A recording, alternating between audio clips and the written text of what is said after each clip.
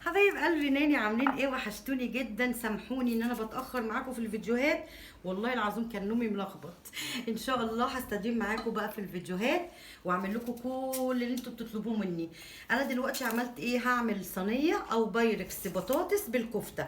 عملت ايه يا ناني؟ ضربت بصلتين زي ما انت شايفه كده، وحطيت معاهم قرن فلفل حار وقرنين بارد اللي هو الكوبي، وحطيت معاهم واحده مرق، وحطيت كمان فلفل اسمر وملح وتوم باودر وكمون وكزبره ورشه جوز الطيب. تمام. ورحت دعكه بيهم البطاطس اللي انا مقطعاها كده، وبتسيبيها في التتبيله كده ما لا يقل عن ربع ساعه عبال ما بعمل بقيه التتبيله بتاعتي. وهوريكي انا بعمل ايه دلوقتي. حطيت بصلتين تاني دي بقى علشان الكفته اللي انا احطها مع البطاطس بتاعتنا. حبيبه قلبي، ضربت البصل مع الفلفل. بصي، ده فلفل احمر مع فلفل اخضر كوبي، انت عارفه فوائده فيتامين سي ومضاد للاكسده. تمام. وبتعصري بقى البصل اهو. طبعا انا حطيت التوابل كمان، ملح وفلفل وتوم باودر ورشه جوز الطيب اهو، وبعصر كده.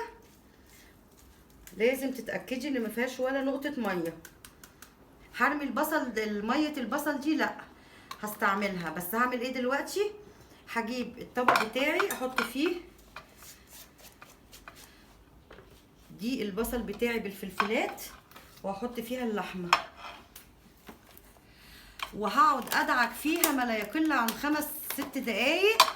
تمام. وبعد كده اسيبها في التلاجة نص ساعه تشمع مع بعض. تمام كده اهو. بصوا يا حبايب قلبي، بعد ما عجنتها حوالي 5-6 دقايق بنزل عليها كده ايه بحزمه بقدونس اهو. بتقطعيه رفيع جدا، ويا ريت ما يكونش فيه عيدان اهو. تمام. وهعجنهم مع بعض واسيبها في التلاجة زي ما قلت لك حوالي نص ساعه. حبيبه قلبي، حطيت حوالي 4-5 طماطمات، وحطيت معاهم معلقتين صوص طماطم كده كفايه عشان ما تبقاش ايه اتنين. بكمل الاتنين اهو، وهضربهم واوريكي عملت ايه.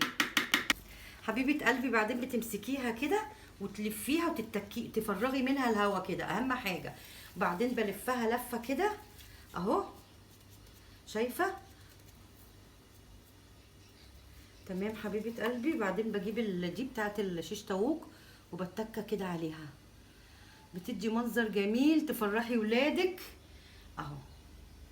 شايفه الجمال؟ هكمل بقى الباقي وارجع لك. بعد ما خلصت بقى زي ما انت عايزه، انت عامله ربع كيلو نص كيلو على حسب اللي موجود عندك. بعد كده بعمل ايه بقى؟ باخد دي بنزل بقى ايه في الحروف كده، يبقى الكفته والبطاطس هتستوي معايا في الصوص دوت اللي هو نص كيلو طماطم ومعلقتين ايه صلصه طماطم او ايه معجون طماطم اهو. تمام. بعد كده بحطها في الفرن على درجة حرارة 180، بتقعد معايا حوالي نص ساعة لساعة الا ربع على حسب ايه الفرن بتاعك حامي ولا لا.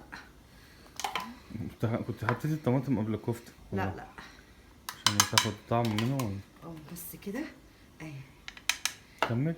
ما شاء الله. هنا شوية. جربيها وهتعجبك جدا وتعجب حبايبك وضيوفك. هحطها في الفرن واجي اوريها لك. حبايب قلبي، دي طلعت من الفرن. بصوا اخدت حوالي نص ساعه. بعد كده بعمل لها ايه الجرنش بتاعنا كده، شويه بقدونس كده على الوش. تعالوا ندوق مع بعض الكفته مستويه ازاي. بصي الجمال، ما شاء الله ولا اروع. عملت جنبها رز الكبسه. بصي الجمال. جربي الوصفه دي، وشكرا ليكي، واعجاب بقى وكومنتات بقى وحاجات حلوه كتير.